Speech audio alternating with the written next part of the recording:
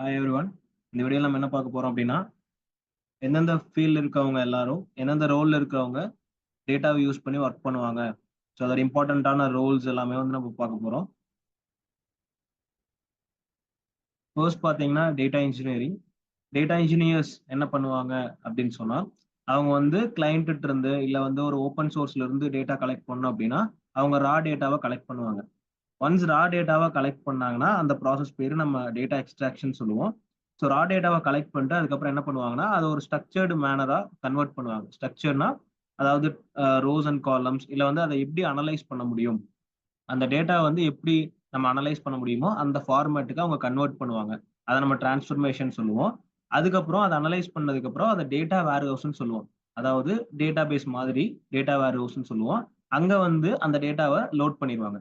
Load பண்ணதுக்கப்புறம் data சயின்டிஸ்ட்டா இருக்கட்டும், data அனலிஸ்ட்டா இருக்கட்டும், எந்த கம்பெனியா இருந்தாலும் யார் வந்து அந்த டேட்டாவ எடுத்து ஒர்க் பண்ண போறாங்களோ, அவங்க என்ன பண்ணுவாங்கன்னா, அந்த டேட்டா வேர்ஹவுஸ்ல இருந்து டேட்டாவ எடுத்து கனெக்ட் பண்ணி ஒர்க் பண்ணுவாங்க.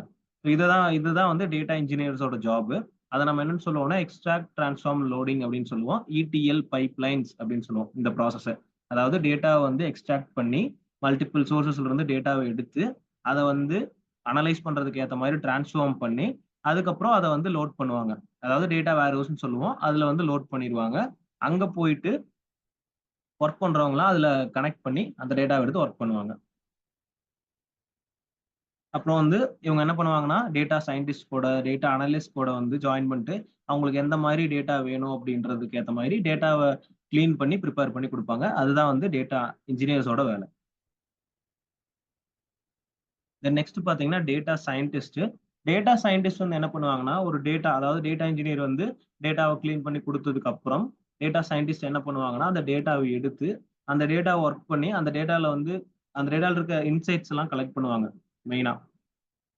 ஃபர்ஸ்ட் வந்து அந்த டேட்டால என்ன இன்ஃபர்மேஷன் இருக்கு அப்படின்றத கலெக்ட் பண்ணிட்டு, அதுக்கப்புறம் அந்த டேட்டால என்ன பேட்டர்ன்ஸ் அண்ட் ட்ரெண்ட்ஸ் எல்லாம் போயிட்டு இருக்கு அப்படின்றது எல்லாமே கலெக்ட் பண்ணிட்டு, அதுக்கப்புறம் கொஞ்சம் ஸ்டாட்டிஸ்டிக்கல் டெக்னிக்ஸ் எல்லாம் யூஸ் பண்ணி அனலைஸ் பண்ணிட்டு, அதுக்கப்புறம் மெஷின் லேர்னிங் யூஸ் பண்ணி அவங்க வந்து மாடலிங் பண்ணுவாங்க.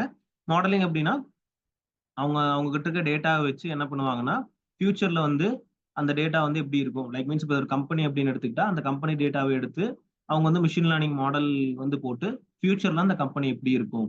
எந்த அளவுக்கு குரோத்ல இருக்குமா? இல்ல லாஸ்ல இருக்குமா? எந்த மாரி போகும்? அப்படிங்கிறது எல்லாமே அவங்களால பிரெடிக்ட் பண்ண முடியும். ஸோ பாஸ்ட் டேட்டா அப்படின்றத எடுத்து, டேட்டாவ வச்சு ஃபியூச்சர்ல எப்படி இருக்கும் அப்படின்றத பிரெடிக்ட் பண்றதுக்கு பிரெடிக்டிவ் மாடல்ஸ் எல்லாம் வந்து கிரியேட் பண்ணுவாங்க. அதுக்கு மல்டிபிள் அல்கோரிதம்ஸ் யூஸ் பண்ணுவாங்க.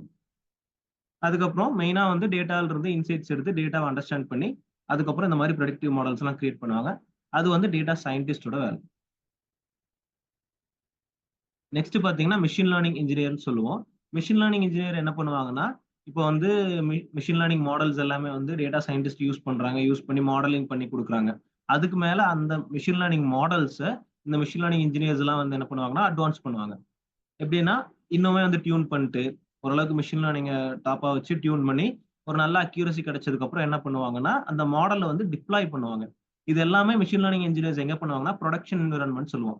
அதாவது கிளையண்ட்ஸ் வந்து எந்த என்வைரன்மென்ட்ல உங்களுக்கு இந்த மெஷின் லேர்னிங்ஸ் எல்லாம் வேணும். இந்த டிப்ளாய் பண்ணி இந்த இடத்துல ஒர்க் பண்ணணும் அப்படின்னு சொல்றாங்களோ, அந்த என்வைரன்மென்ட்ல போய் மெஷின் லேர்னிங் இன்ஜினியர்ஸ் ஒர்க் பண்ணுவாங்க. ஸோ அந்த இடத்துல ஹை கிளாஸான மாடல்ஸ் கிரியேட் பண்ணிட்டு, அதுக்கப்புறம் அந்த இடத்துல மாடல டிப்ளாய் பண்ணி குடுப்பாங்க. ஸோ டிப்ளாய் பண்ணி கிளையன்ட்டுட்ட குடுக்கும்போது, அவங்க வந்து அத எடுத்து ஒர்க் பண்ணலாம். ஸோ புரொடக்ஷன் என்விரான்மென்ட்ல போயிட்டு டிப்ளாய் பண்ணி குடுக்குறது. அதாவது மெஷின் லேர்னிங் மாடல் கிரியேட் பண்ணி, அத வந்து ஆப்டிமைஸ் பண்ணி, நமக்கு தேவைக்கு ஏத்த மாரி, அண்ட் தென் வந்து பெர்ஃபெக்ட்டா இருந்ததுன்னா, அதுக்கப்புறம் அத டிப்ளாய் பண்ணி குடுக்குறது வந்து மெஷின் லேர்னிங் இன்ஜினியர்ஸோட வேலை. அவங்க மெயினா வந்து மாடல் எந்த அளவுக்கு பெர்ஃபார்மன்ஸ் பண்ணுது, புரொடக்ஷன் என்விரான்மென்ட்ல எந்த அளவுக்கு பெர்ஃபார்மன்ஸ் பண்ணுது அப்படின்றத நோட்டீஸ் பண்ணுவாங்க. தென் நெக்ஸ்ட் பார்த்தீங்கன்னா, மெஷின் லேர்னிங் ஆப்பரேஷன்ஸ் இன்ஜினியர்ன்னு சொல்லுவோம். எம்லாப்ஸ் இன்ஜினியர்ன்னு சொல்லிருவோம். இவங்க என்ன பண்ணுவாங்க அப்படின்னு சொன்னா, இவங்க வந்து மெயினா வந்து மாடல டிப்ளாய் பண்ற ஒர்க் இவங்களும் பண்ணுவாங்க. சேம் புரொடக்ஷன் என்விரான்மென்ட் கிளையன்ட் எந்த என்விரான்மென்ட்ல கேட்கறாங்களோ அங்க வந்து மாடல டிப்ளாய் பண்ணுவாங்க. அதுக்கப்புறம் கன்டினியூஸா அந்த மெஷின் லேர்னிங் மாடல மானிட்டர் பண்ணிட்டே இருப்பாங்க. ஸோ எந்த அளவுக்கு பெர்ஃபார்மன்ஸ் இருக்கு அப்படின்றத மானிட்டர் பண்ணிட்டே இருப்பாங்க. அண்ட் தென் பார்த்தீங்கன்னா, புரொடக்ஷன் என்விரான்மென்ட்ல டோட்டலாவே அந்த மெஷின் லேர்னிங் மாடல மேனேஜ் பண்றது இவங்களா தான் இருக்கும். ஸோ என்ன சேஞ்சஸ் நடந்தாலும், இல்ல எப்படி பெர்ஃபார்ம் பண்ணாலோ, இல்ல ஏதாவது ப்ராப்ளம்னாலோ இவங்க தான் வந்து அத தொடர்ந்து ஃபாலோ பண்ணிட்டே இருப்பாங்க. தென் அப்புறம் பார்த்தீங்கன்னா, இவங்க வந்து ஒரு டிப்ளாய்மெண்ட் பண்ணும்போதே அவங்க கண்டினியூஸ் இன்டகிரேஷன் அண்ட் டிப்ளாய்மெண்ட் அப்படின்னு சொல்லிட்டு அந்த மெத்தட்ல வந்து இவங்க டிப்ளாய் பண்ணுவாங்க. அதை நம்ம சிஐசிடி பைப்லைன் சொல்லுவோம். ஒன்ஸ் வந்து இந்த சிஐசிடி பைப்லைன் மெத்தட்ல மாடலை ட்ரெயின் பண்ணி டெஸ்ட் பண்ணி டிப்ளாய்மெண்ட் பண்ணிட்டாங்க அப்படின்னா, ஏதாவது ஒரு டேட்டால இல்ல அந்த மிஷின் லேர்னிங் மாடல்ல நம்ம ஏதாவது ஒரு சின்ன சேஞ்சஸ் பண்றோம்னு வச்சுக்கோங்க. இப்ப அந்த கோடிங்ஸ் இருக்கு. கோடிங்ஸ்ல போயிட்டு நீங்க ஒரு சின்ன சேஞ்சஸ் பண்ணீங்கன்னா, அந்த மொத்த பைப்லைனும் மொத்தமா எகைன் ஒரு வாட்டி மாடல் ட்ரெயின் ஆகும், எகைன் ஒரு வாட்டி மாடல் டெஸ்ட் ஆகும், எகைன் ஒரு வாட்டி மாடல் டிப்ளாய்மெண்ட் ஆகும். ஸோ அந்த ஹோல் பைப்லைனும் ஆட்டோமேட்டிக்காவே ரன் ஆக ஆரம்பிச்சிடும். எந்த சின்ன சேஞ்சஸ் நீங்க கோட்ல பண்ணீங்க அப்படின்னாலும் ஆட்டோமேட்டிக்கா திருப்பியும் ரன் ஆகி திருப்பி டிப்ளாய் ஆகும். ஸோ ஃபர்ஸ்ட் ஸ்டேஜ்ல இருந்து எண்ட் ஸ்டேஜ் வரைக்கும் ஆட்டோமேட்டிக்காவே ரன் ஆயிரும். அதனால வந்து இது யாரும் போயிட்டு மேனுவலா ட்ரிகர் பண்ண வேண்டியது இல்லை, மேனுவலா வந்து ரன் பண்ண தேவையில்லை. ஆட்டோமேட்டிக்காவே இது வந்து டோட்டல் பைப்லைன் ஹோல் பைப்லைனும் ரன் ஆகி டிப்ளாய்மெண்ட் ஆயிரும். ஸோ இதுதான் வந்து எம்லாப்ஸ் இன்ஜினியர்ஸோட ஜாப். இவங்க வந்து முக்கியமா பர்ஃபார்மன்ஸ், அதாவது மிஷின் லேர்னிங் மாடல் அவங்க டிப்ளாய் பண்ணியிருக்க மாடலோட பெர்ஃபார்மன்ஸ் மெயினா பார்ப்பாங்க. ஸோ அண்ட் தென் ஆல்சோ வந்து அவங்க மானிட்டர் பண்ணிட்டே இருப்பாங்க. கண்டினியூஸா வந்து மாடலை வந்து மானிட்டர் பண்ணி ஏதாவது ஆப்டிமைசேஷன் தேவைப்படுது அப்படின்னா அதை கண்டினியூஸா ஆப்டிமைஸ் பண்ணி மெயின்டைன் பண்ணிட்டே இருப்பாங்க. இது வந்து மிஷின் லேர்னிங் ஆப்ரேஷன்ஸ் இன்ஜினியர்ஸோட ஜாப். இதோட வந்து இம்பார்ட்டன்ட் ரோல்ஸ் இந்த வேர்ல்ட் ஆஃப் டேட்டா வந்து கம்ப்ளீட் ஆகுது. Thank you everyone.